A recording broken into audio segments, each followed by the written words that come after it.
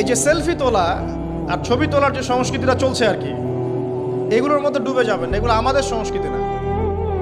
আমাদের সংস্কৃতি কতটুকু?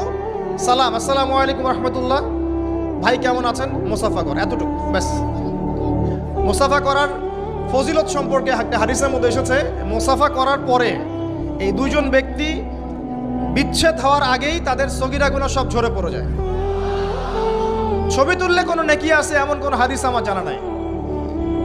ছবি তুললে, সেলফি তুললে আর ভিডিও করলে, লৌকিকতা প্রদর্শন করলে কোন একটা নেকি হবে এটা আমার জানা নাই। কোনো হাদিসে পাবেন আমার মনে হয় না, আমি চ্যালেঞ্জ করলাম।